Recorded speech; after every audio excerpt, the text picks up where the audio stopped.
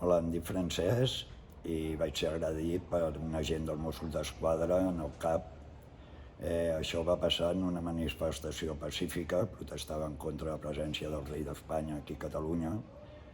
Estàvem al carrer Ortigosa, hi havia unes tanques en un cordó policial, havia poca gent, però al cap d'una estona hi van afegir més gent, de cop van començar a pressionar des de darrere.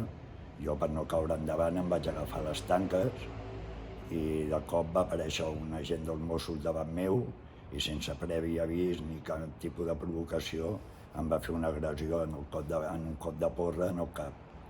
A partir d'aquí vaig quedar mig estabornit, vaig tenir que anar a l'hospital on em van tenir que col·locar 7 grapes de sutura en el trau que m'havien provocat. Avui, Lídia, portem a judici l'agent de Mossos d'Esquadra que va colpejar en Francesc. Més enllà del que succeeixi a la sala de judici, sí que volem destacar qüestions importants estructurals. Aquest és un exemple més de que els mecanismes actuals de fiscalització i control dels agents de Mossos d'Esquadra no funcionen.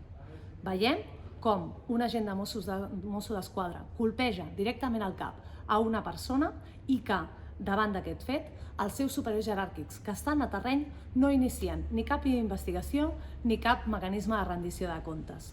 També veiem com tampoc hi ha cap investigació per part de la Divisió d'Assumptes Interns o que, a més, quan s'identifica o es demana la identificació de la gent en concret, doncs no la duen a terme d'una forma clara i específica.